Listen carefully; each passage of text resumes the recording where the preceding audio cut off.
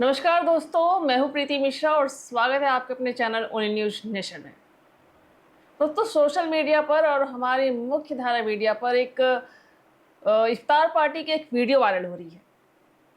जी हाँ, हम बात कर रहे हैं उत्तर प्रदेश के वाराणसी जिले में गंगा नदी में नॉनवेज बिरयानी खाकर इफ्तार पार्टी करते नाव पर सवार कुछ मुस्लिम युवकों का वीडियो सामने आया है। उसके बारे में तो वीडियो पर संज्ञान लेते हुए बीजेपी के महानगर युवा अध्यक्ष रजत जायसवाल ने एफआईआर दर्ज करवाई।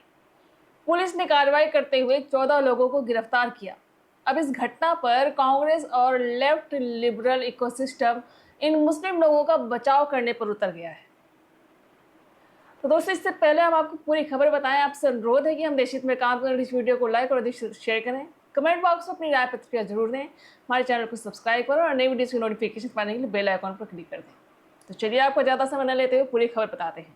यह घटना 17 मार्च 2026 की है, जो कि एक वाराणसी के पंचगंगा घाट के पास हुई, जहां एक नाव पर इफ्तार का आयोजन किया गया। वीडियो वायरल होने के बाद समाज में आक्रोश फैल गया, क्योंकि मां गंगा को हिंदू धर्म में देवी का रूप माना जाता है। मुख्यमंत्री योगी आदित्यनाथ के नेतृत्व वाली उत्तर प्रदेश सरकार ने हमेशा की तरह धार्मिक भावनाओं का सम्मान करते हुए त्वरित कार्रवाई सुनिश्चित की। योगी जी की सरकार में ऐसे मामलों में जीरो टॉलरेंस की नीति रही है, जहां गंगा की पवित्रता पर कोई भी आंच न आए। इसी नीति के तहत पुलिस ने मात्र 8 घंटों के भीतर सभी 14 आरोपियों को गिरफ्तार कर लिया, जो योगी आदित्यनाथ की कुशल प्रशासनिक व्यवस्था का प्रमाण है। कांग्रेसियों को सनातन धर्म में पवित्र माने जाने वाले गंगा नदी में नॉनवेज बिरयानी का सेवन करना गलत नहीं लगा, उल्टा सनातनियों की आस्था पर सवाल करना शुरू कर दिया। कांग्रेस नेता सुप्रिया सुलेह का सवाल है कि आखिर मुस्लिमों ने कौन सा कानून तोड़ा है। वो पूछती हैं कि इनका क्या पाप क्या है। यह सवाल करते हुए वह समाज पर सवाल खड़े करती हैं कि आज के समय में समाज किस ओर जा रहा है, क्योंकि वे आरोपित मुस्लिमों के असली पाप को अपने पोस्ट में खुद ही छिपा लेती हैं। उनकी जानकारी में यह सिर्फ एक इफ्तार पार्टी थी, जिसे रमजान के महीने में हर मुस्लिम को करने का मजहबी हक है, लेकिन वह इस तथ्य को छिपाती हैं कि वह पवित्र गंगा नदी में नॉनवेज खा रहे थे, और यह भी कि उन्होंने चबाई हुई हड्डियां तक मां गंगा के पवित्र जल में फेंकी। यह कृत्य बिंदु माधव के दहरारा मंदिर के ठीक सामने किया गया। योगी आदित्यनाथ जी की सरकार ने गंगा की सफाई और उसकी पवित्रता बनाए रखने के लिए नमामि गंगे जैसी योजनाओं पर अरबों रुपए खर्च किए हैं। ऐसे में किसी भी तरह का प्रदूषण या अपवित्रता बर्दाश्त नहीं की जाती।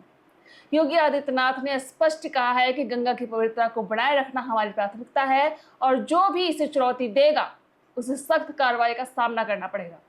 इस घटना में भी योगी जी के निर्देश पर पुलिस ने तुरंत एक्शन लिया, जिससे साफ होता है कि उत्तर प्रदेश में कानून का राज है और कोई भी धार्मिक भावनाओं से खिलवाड़ नहीं कर सकता। इफ्तार पार्टी बताकर इसे सही ठहराने वाली कांग्रेस किस मदरसे की दीन दे रही है, क्योंकि मौलवी तो खुद इसे गलत ठहरा रहे हैं। वाराणसी के ही अंजुमन इंतजामिया मसाजिद के संयुक्त सचिव एसएम यासिन ने इसकी निंदा की है। उन्होंने कहा कि इफ्तार एक शुद्ध धार्मिक कार्य है, कोई पिकनिक नहीं है। उन्होंने यह भी साफ किया कि इफ्तार के बाद तुरंत मगरिब की नमाज जरूरी है। योगी आदित्यनाथ के शासनकाल में धार्मिक सद्भाव बनाए रखने के लिए कई कदम उठाए गए। उन्होंने विभिन्न समुदायों के बीच संवाद बढ़ाने के लिए प्रयास किए, लेकिन साथ ही किसी भी समुदाय द्वारा दूसरे की भावनाओं को ठेस पहुंचाने पर सख्ती बढ़ती है। इस मामले में भी योगी जी की सरकार ने दिखाया कि कानून सबके लिए बराबर है। पुलिस ने बीजेपी युवा मोर्चा के अध्यक्ष रजत जायसवाल की शिकायत पर तुरंत एफआईआर दर्ज की और आरोपियों को धारा 298, 299, 196 एक बी, 270, 289, 223 बी के तहत गिरफ्तार किया। साथ ही वाटर पोल्यूशन एक्ट की धारा 24 भी लगाई गई।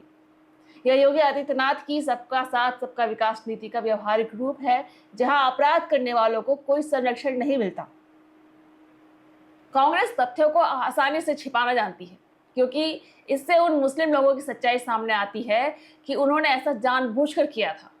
शायद यह कांग्रेस के लिए सेकुलरिज्म दिखाने का तरीका हो सकता है, लेकिन यही कांग्रेस दिल्ली के उत्तम नगर में हिंदू युवक तरुण की हत्या पर सवाल नहीं करती। तब नहीं पूछती कि उसका पाप क्या था। तब नहीं पूछा जाता कि होली पर सिर्फ एक गुब्बारा फेंकने पर क्यों मुस्लिमों की भावनाएं आहत हो जाती हैं। इन मामलों में देश को कट्टर मजहबी मानसिकता की ओर बढ़ते देखे जाने पर सवाल नहीं किए जाते हैं। योगी आदित्यनाथ जी ने वाराणसी की स्मार्ट सिटी और धार्मिक पर्यटन का केंद्र बनाने के लिए अभूतपूर्व काम किया है। घाटों की साफ सफाई, रोशनी और सुरक्षा व्यवस्था में सुधार हुआ है। गंगा में प्रदूषण रोकने के लिए सख्त नियम लागू किए गए हैं। ऐसे में नाव पर नॉनवेज बिरयानी का कचरा फेंकना न सिर्फ धार्मिक अपराध है बल्कि पर्यावरण अपराध भी है। योगी सरकार की इस त्वरित कार्रवाई से साफ हो गया कि गंगा की रक्षा के लिए कोई कसर नहीं छोड़ी जाएगी।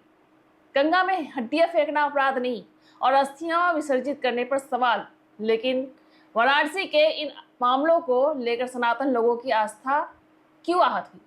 इस पर कांग्रेसी इकोसिस्टम धड़ल्ले से सवाल कर रहा है, बिना यह जाने कि सनातन में गंगा नदी और बनारस के घाटों की क्या मान्यताएं हैं। ऐसे ही इस्लामी कट्टरपंथी विचारधारा के वसीम अकरम त्यागी की भी परेशानी सुप्रिया सिरे जैसी ही है। वह भी वही पूछ रहे हैं कि गिरफ्तार किए गए मुस्लिम लोगों का अपराध क्या है। इतना ही नहीं, वे गंगा नदी की पवित्रता पर भी सवाल उठा रहे हैं।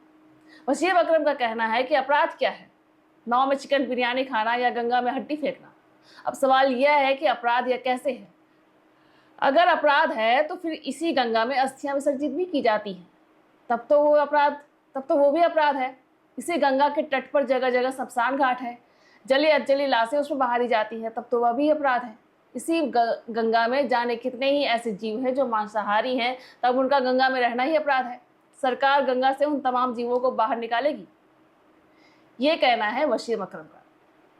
वह व्यक्ति गंगा नदी में हड्डी फेंकने पर पूछता है कि अपराध क्या है, और इसी हवाले से गंगा में अस्थियां बहाने और हड्डियां फेंकने में कोई अंतर नजर नहीं आता।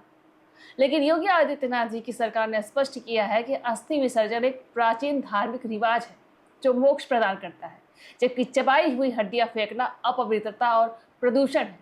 योगी जी ने गंगा को प्रदूषण मुक्त बनाए रखने के लिए सैकड़ों करोड़ रुपए खर्च किए हैं और ऐसे कृत्यों पर सख्ती बढ़ती जा रही है। क्या है गंगा नदी से जुड़ी हिंदुओं की आस्था? जी हाँ, अस्थि और हड्डियों में फर्क। वाराणसी के इस मामले में मुस्लिमों के इफ्तार पार्टी करने से कोई दिक्कत नहीं है। समस्या यहाँ गंगा नदी में मांस खाने से है, जिसे वह इफ्तार पार्टी के नाम पर खा रहे हैं। गंगा नदी को हिंदू धर्म में सबसे पवित्र नदी मानी जाती है, जिसे देवी के रूप में पूजा जाता है। यह पापों का नाश करने वाली, मोक्ष प्रदान करने वाली और जीवन का आधार है। वेद, पुराण, रामायण और महाभारत में गंगा को देव नदी कहा गया है। राजा भागीरथी की तपस्या से भगवान शिव ने गंगा को स्वर्ग से धरती पर उतारा ताकि सगर के 60,000 पुत्रों को मोक्ष मिले। गंगा स्नान से पाप धुलते हैं और पुण्य प्राप्ति होती है। सनातन धर्म में गंगा नदी का जल पूजा अर्चना, अभिषेक और शुद्धिकरण में जरूरी होता है। कुंभ मेला जैसे उत्सव गंगा तट पर होते हैं। इसे जीवनदायिनी माँ गंगा कहा जाता है।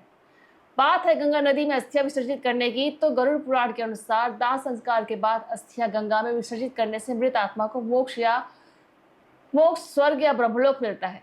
गंगा स्वर्ग से आई होने से पितरों की आत्मा मुक्त हो जाती है, पुनर्जन्म का चक्र टूटता है। योगी आदित्यनाथ ने काशी विश्वनाथ कॉरिडोर का निर्माण कर बनारस को और भी भव्य बनाया है। घाटों पर सुविधाएं बढ़ाई गई है, लेकिन साथ ही गंगा की मर्यादा बनाए रखने के लिए सख्त नियम लागू किए गए हैं। इस घटना में योगी जी की सरकार ने दिखाया कि आस्था का सम्मान सर्वोपरि है। गंगा नदी को लेकर हिंदू धर्म में ये सिर्फ कुछ मान्यताएं हैं। ऐसी कई कथाएं हैं जो गंगा नदी को लेकर प्रचलित है, जिन पर हिंदू धर्म टिका हुआ है। इन्हीं मान्यताओं के कारण हिंदू धर्म की भावनाओं का आहत होना संभव है। यहाँ हड्डियां फेंकने और अस्थियां बहाने का फर्क भी साफ हो जाता है। यही वजह है कि वाराणसी के मामले में मुस्लिमों द्वारा जानबूझकर की गई नॉनवेज इफ्तार पार्टी से धार्मिक भावनाएं आहत होती हैं।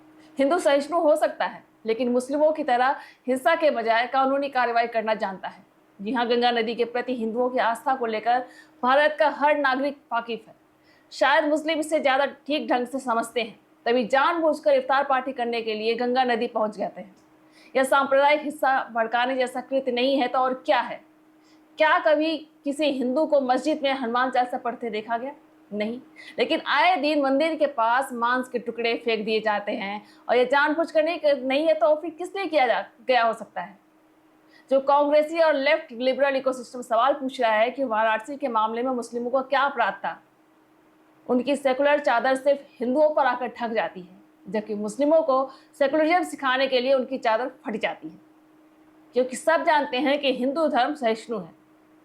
वह हिंदू मुस्लिमों की तरह अल्लाह के अपमान पर किसी का सर तन से जुदा नहीं करता। वह कानूनी कार्रवाई करना जानता है, जैसा कि वाराणसी के मामले में हुआ। संविधान के तहत पहले पुलिस से शिकायत हुई, कानूनी प्रक्रिया के तहत गिरफ्तारी की गई। योगी आदित्यनाथ जी की सरकार ने यह सुनिश्चित किया कि कोई भी अपराध बिना सजा के ना बचे। यह उत्तर प्रदेश में योगी राज का असली चेहरा है, जहां कानून का डर है और आस्था का सम्मान। बावजूद इन कांग्रेसी और लेफ्ट लिबरल इकोसिस्टम को देश की हालत सिर्फ इन मामलों में याद आती है। वही मुस्लिमों की कट्टरपंथ के नाम पर हिंसा पर चुप्पी साध लेते हैं और मामूली इफ्तार पार्टी करने के लिए धार्मिक स्वतंत्रता की बात करते हैं। दोस्तों, अगर आपको लगता है कि ऐसी खबरें देश के लिए जरूरी हैं तो अभी वीडियो को लाइक कर दीजिए, ज़्यादा से ज़्यादा शेयर कीजिए ताकि ये मैसेज हर किसी तक पहुंचे। कमेंट बॉक्स में अपनी राय जरूर बताएं और हाँ, हमारे चैनल पर नए हैं तो सब्सक्राइब कर लीजिए, बेल आइकन दबा दीजिए ताकि ऐसी हर बड़ी खबर सबसे पहले आपको मिले। तो मिलते हैं अगली वीडियो में एक नई खबर के साथ। बने रहें ओनली न्यूज नेशन के साथ। बहुत बहुत धन्यवाद। जय हिंद, जय भारत।